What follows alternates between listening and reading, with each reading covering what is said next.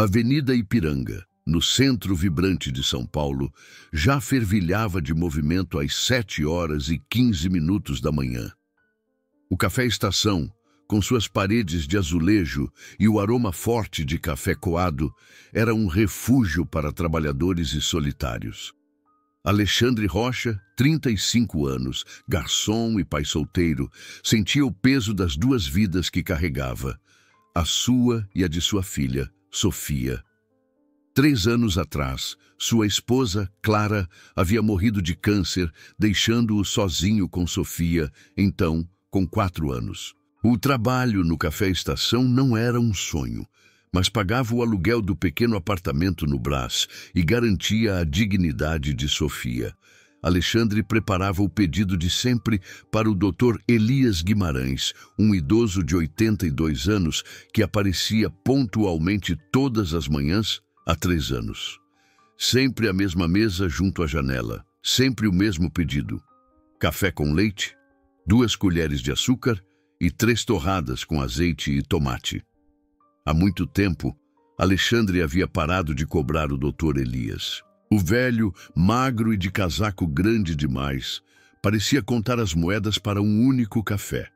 Depois de uma semana, Alexandre começou a lhe trazer um churro extra, dizendo que havia sobrado. Depois vieram as torradas. Em 2 meses, a bondade se tornou rotina. Pouco a pouco, eles começaram a conversar. Dr. Elias, outrora um arquiteto renomado, havia perdido tudo no colapso de sua empresa: a casa, as economias e a esposa, Rosa, que morrera há 15 anos. Tinha 2 filhos biológicos, mas não os via há anos. Ele vivia em uma pensão miserável, perto da Estação da Luz. Alexandre entendia aquela solidão. Depois da perda de Clara, ele sentiu o mesmo vazio, mas tinha Sofia. Por isso, ele cuidava do Dr. Elias. A amabilidade de um estranho era, às vezes, o único laço com o mundo. Naquela manhã de terça-feira, Alexandre levou a bandeja à mesa de Dr. Elias. 3 anos, 119 dias, 119 cafés. O velho levantou o olhar com aquele pequeno sorriso e agradeceu, chamando-o de rapaz. Então, a porta do café se abriu com violência. 4 homens corpulentos de terno preto, com fones de ouvido discretos, entraram. Atrás deles, 2 homens mais velhos, de terno cinza e maletas de couro, advogados caros. A cafeteria emudeceu.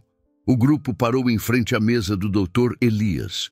O chefe da segurança declarou que estavam ali a mando da família Guimarães para levar o ancião de volta para casa. Doutor Elias não se moveu. Continuou olhando para seu café como se os homens não existissem.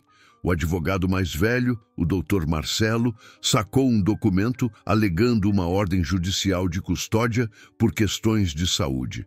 Dr. Elias finalmente levantou o olhar. Eu não tenho família, declarou ele com a voz pequena, mas firme. A única pessoa que cuidou de mim nestes 3 anos foi esse garçom. Ele apontou para Alexandre. Todos se viraram. Dr. Marcelo, o advogado, estudou Alexandre por um longo momento. Havia algo em seu olhar que mudou. Respeito, talvez. Dr. Marcelo explicou que os filhos queriam que ele voltasse para a mansão, que fosse cuidado.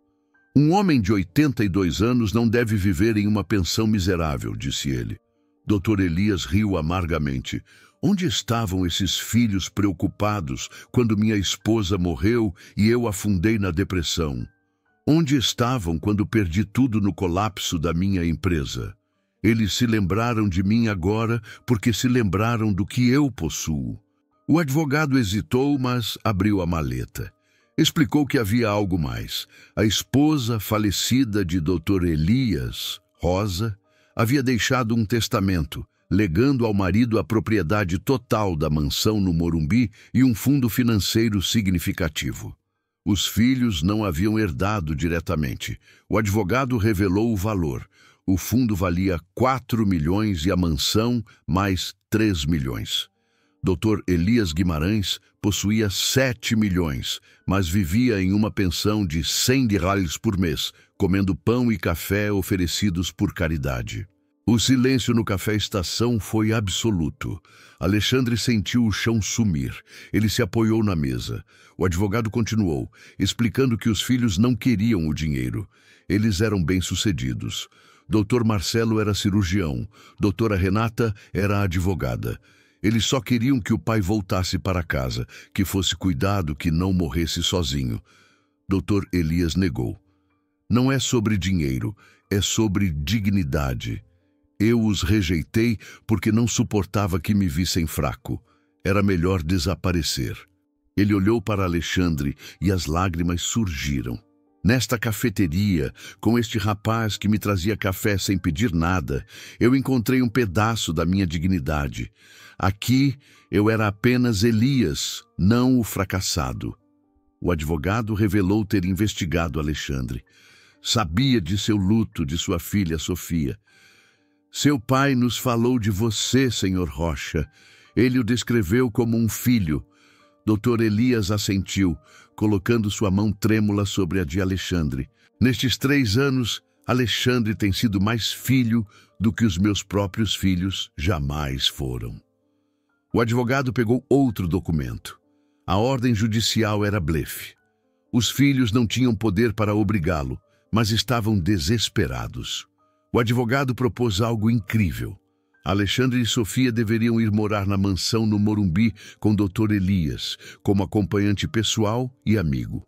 O salário seria generoso e Sofia teria seu próprio quarto, um jardim. Dr. Elias voltaria para casa, não como um velho derrotado, mas como um homem que havia construído uma nova família baseada na amabilidade. Dr. Elias olhou para Alexandre com uma esperança frágil. Eu sei que é absurdo, mas a presença de você e de Sofia me deu uma razão para viver. Alexandre sentiu o peso daquela proposta absurda. Pensou em Sofia, no pequeno apartamento, nas roupas de segunda mão. Pensou no quão cansado estava. E pensou no Dr. Elias. Não era um desconhecido. Pediu tempo para pensar. O advogado acedeu, mas informou que os filhos estavam no carro e queriam falar com o pai. Dr. Elias se enrijeceu. Não quero vê-los. O advogado disse, é hora de começar, Dr. Elias. Sua filha Renata trouxe fotos antigas. Seu filho Marcelo trouxe uma carta. 12 anos de orgulho é tempo demais. Dr. Elias fechou os olhos. Alexandre apertou sua mão. Eu estarei aqui se precisar de mim. Não precisa fazer isso sozinho. Dr. Elias assentiu. O advogado fez um sinal. E pouco depois entraram doutora Renata, 50 anos, olhos vermelhos de choro, e o doutor Marcelo, alto, com a mesma testa de doutor Elias. Ao verem o pai, pararam. Renata sussurrou. Papai. Dr. Elias, olhando para eles, vendo não os adultos, mas os filhos que haviam sido, finalmente respondeu com a voz embargada. Olá. Naquela pequena cafeteria da Ipiranga, 12 anos de silêncio começavam a desmoronar. Naquela tarde, Alexandre voltou para seu pequeno apartamento no Brás com a cabeça em turbilhão. Ele se sentou no sofá gasto, olhando para a mesinha onde Sofia fazia seus deveres. Pensou na proposta. Uma mansão no Morumbi, um jardim enorme, um salário de 15 mil reais, o que o advogado havia sugerido. E tudo o que precisava fazer era continuar sendo amigo de um velho que ele já estimava. Parecia bom demais para ser verdade.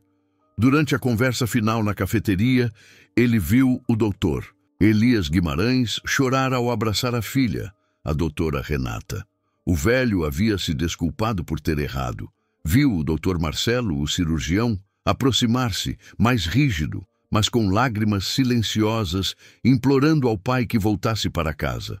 Dr. Elias havia olhado para Alexandre buscando força, e Alexandre havia assentido, dizendo que estaria ali se fosse necessário, mas que ele deveria se reconciliar com sua família. Agora, Alexandre olhava para o telefone. O advogado lhe dera um número e 48 horas para decidir. Ele foi buscar Sofia na escola. A menina correu para ele com a alegria luminosa de sempre e um desenho. 2 figuras de mãos dadas e uma terceira, mais acima, em meio às nuvens. Sofia chamava a figura em cima de Vovó Clara. Alexandre a abraçou, o desenho o lembrando do amor que ele havia perdido, mas também da família que ele precisava proteger. Naquela noite, depois de colocar Sofia para dormir, ele ligou para o advogado. Queria ver a mansão antes de decidir. Amanhã funcionaria? Perguntou o advogado. Sim, respondeu Alexandre, mas quero levar a Sofia. Na manhã seguinte, Alexandre e Sofia pegaram o trem para o Morumbi. A menina estava radiante de curiosidade. Alexandre disse apenas que visitariam a casa de um amigo. Quando chegaram ao endereço, Alexandre pensou ter havido um erro. Um portão de ferro forjado, um caminho de cascalho. A mansão era uma construção do século XIX, de 3 andares, com janelas altas e sacadas trabalhadas. O jardim era imenso, com árvores centenárias e uma fonte de mármore. Sofia puxou a mão de Alexandre, os olhos muito abertos. Papai, quem mora aqui? Um príncipe? O portão se abriu. Uma governanta os recebeu e disse que o Dr. Elias os esperava. Cruzaram o jardim em estado de choque. Sofia virava a cabeça em todas as direções, maravilhada. Entraram. Chão de mármore, lustres de cristal, escadarias de madeira entalhada, quadros valiosos. Alexandre se sentiu totalmente fora do lugar com suas roupas simples e gastas. Dr. Elias os esperava no salão. Quando os viu, seu rosto se iluminou. Ele se aproximou, ajoelhando-se com dificuldade para ficar na altura de Sofia. Olá, princesinha, disse Dr. Elias com a voz embargada. Ele se apresentou como amigo do pai. Eu moro aqui, mas a casa é muito grande para um velho sozinho. Ele olhou para a casa, depois para Sofia e depois para Alexandre. Se você e seu pai viessem morar aqui, talvez ela não fosse tão vazia. Sofia olhou para o pai com os olhos interrogativos. Alexandre também se ajoelhou, segurando a mão da filha. Ele explicou que o Dr. Elias havia lhe oferecido um trabalho, cuidar dele, fazer-lhe companhia. E se ele aceitasse, eles morariam ali. Você teria um quarto maior que o nosso apartamento, Sofia, e um jardim para brincar. Sofia olhou para a casa, para o Dr. Elias, depois para o pai. Com a sabedoria simples das crianças, ela fez a única pergunta que importava. O Sr. Elias é bom, papai? Alexandre sorriu, os olhos cheios de lágrimas. Ele é a pessoa mais boa que eu conheço, filha. Sofia assentiu, decidida. Então está bem, podemos morar aqui. E assim, com a simplicidade de uma criança de 7 anos, a decisão foi tomada. A mudança aconteceu uma semana depois. Alexandre e Sofia tinham pouco. 2 malas de roupas, caixas de livros e os porta-retratos de Clara. Pepe, o colega do Café Estação, chorou ao se despedir, dizendo que Alexandre merecia aquilo. Na mansão do Morumbi, Dr. Elias havia preparado os quartos. Para Sofia, um quarto de princesa, com paredes claras, cama com dossel e prateleiras cheias de brinquedos novos comprados por ele e por doutora Renata.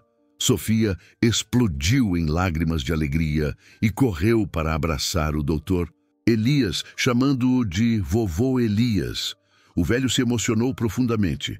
Para Alexandre, uma suíte no 2º andar com escritório e banheiro privativo. Dr. Elias lhe disse que não precisava fazer nada em particular, apenas estar ali, estar presente. O salário de R$ 15.000 por mês era incrivelmente generoso. Os primeiros dias foram estranhos. Alexandre sentia-se um hóspede em um hotel de luxo. Mas doutor Elias tinha uma maneira gentil de confortá-lo, de mostrar que ele não era um empregado, mas um amigo. Eles mantiveram a rotina da cafeteria. Café com torradas na varanda, conversas tranquilas. enquanto Sofia brincava no jardim. A diferença era que agora Dr. Elias não estava mais sozinho. Não precisava contar moedas, nem temer ser um fardo. Graças à bondade de Alexandre, ele havia voltado a ter uma família, construída sobre a amabilidade de um estranho. Nos meses que se seguiram, a mansão no Morumbi deixou de ser uma prisão de luxo para se tornar um lar. Alexandre e Dr. Elias mantiveram a rotina da cafeteria. Café com leite e torradas, mas agora na varanda com vista para o jardim, onde Sofia brincava livremente. As visitas dos filhos biológicos do Dr. Elias, Dr. Marcelo e Dra. Renata eram regulares. No início, as interações eram tensas, cheias de silêncios desconfortáveis e anos de ressentimento não verbalizado. Mas pouco a pouco, com Alexandre atuando muitas vezes como mediador silencioso, eles começaram a falar de verdade. Dr. Elias confessou seu orgulho ferido e o motivo pelo qual os havia rejeitado. Não suportava que o vissem na fraqueza. Dra. Renata chorou, pedindo perdão por terem demorado tanto a entender que o pai precisava de mais do que dinheiro. Dr. Marcelo, mais rígido, finalmente admitiu a dor de ver o pai sumir por 12 anos. Com o tempo, o perdão começou a curar as feridas antigas. Dr. Elias e seus filhos se reconciliaram. O velho voltou a desenhar projetos de arquitetura como hobby, um sinal de que ele havia recuperado a vontade de viver. Para Alexandre, a vida era um milagre constante. O salário era generoso, resolvendo todos os problemas financeiros. Sofia estava radiante. A menina corria pelo jardim e os netos do Dr. Elias, que vinham visitar, logo a chamavam de prima, aceitando-a como parte da família. 2 meses após a mudança, o Dr. Elias chamou Alexandre ao seu escritório, um quarto cheio de livros e projetos arquitetônicos antigos. Tinha uma caixa de madeira aberta sobre a mesa com documentos legais. "Sente-se, meu rapaz", disse Dr. Elias. "É meu testamento. Eu o modifiquei na semana passada." Ele explicou que havia dividido seus bens de maneira equitativa. 1/3 para Dr. Marcelo, 1/3 para Dra. Renata e 1/3 para Alexandre e Sofia. Alexandre levantou-se abruptamente.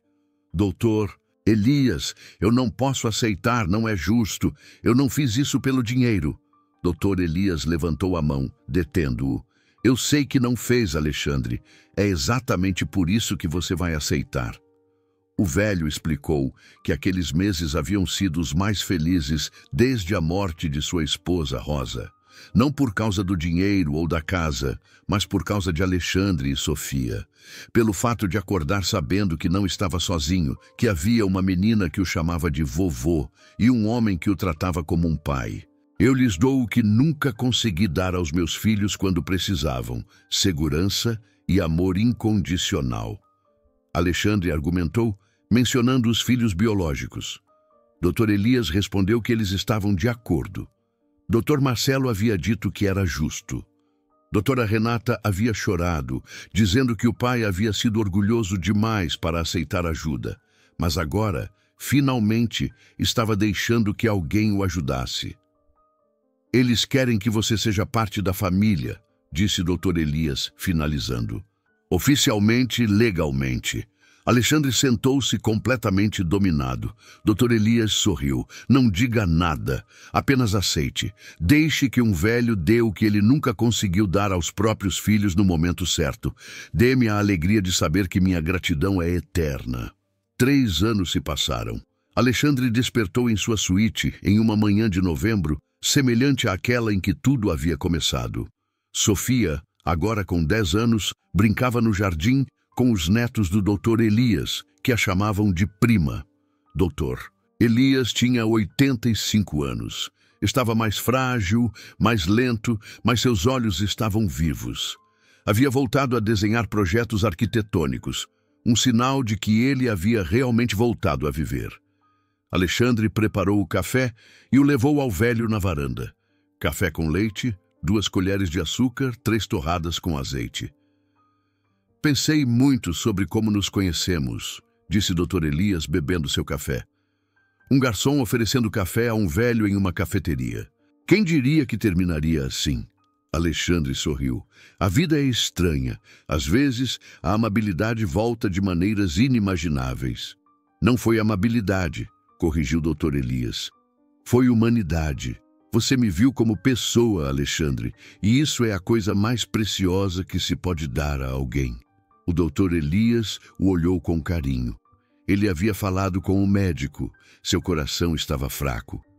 Tenho que te agradecer por esses anos. Por Sofia. Por ter me dado uma família quando pensei que não merecia. Alexandre sentiu o peito oprimir. Tomou a mão frágil do velho. O senhor também me salvou, Dr. Elias. Depois de Clara, eu estava me afogando. O senhor me deu propósito. Me fez lembrar que a vida continua. Dr. Elias sorriu com os olhos marejados. Então, estamos quites. Sofia correu até eles, com as bochechas vermelhas, chamando papai e vovô para mostrar a casa na árvore que havia construído com os primos. Alexandre e Dr. Elias se levantaram e a seguiram. 3 peças de uma família improvável, caminhando sob as folhas douradas do outono. Dr. Elias Guimarães faleceu 2 anos depois, sereno em sua cama na mansão do Morumbi, aos 87 anos. Estava rodeado por Dr. Marcelo, Dra. Renata, Alexandre e Sofia, além de todos os netos. Suas últimas palavras foram para Alexandre, agradecendo e chamando-o de filho meu. No funeral, Alexandre leu um discurso comovente, falando sobre como 3 anos antes havia conhecido um velho em uma cafeteria, pensando que o ajudaria com um café, sem saber que aquele café mudaria sua vida para sempre. O testamento foi lido. A fortuna de 7 milhões foi dividida em 3 partes iguais, entre Dr. Marcelo, Dra. Renata e Alexandre, com a parte de Alexandre destinada a ser custodiada para Sofia. Os filhos biológicos aceitaram a decisão do pai, reconhecendo publicamente a lealdade e o amor que Alexandre havia dado a Dr. Elias. Alexandre e Sofia continuaram morando na mansão que os 3 herdeiros decidiram não vender, mantendo-a como a casa da família, o ponto de encontro de todos.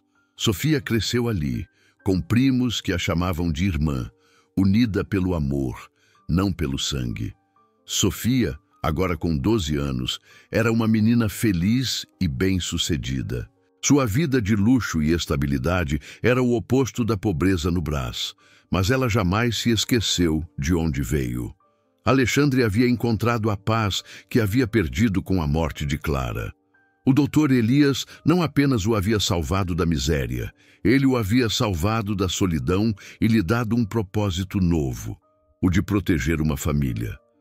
Sua história se tornou uma lenda discreta no mundo empresarial de São Paulo, a prova de que a amabilidade é a moeda mais valiosa do mundo.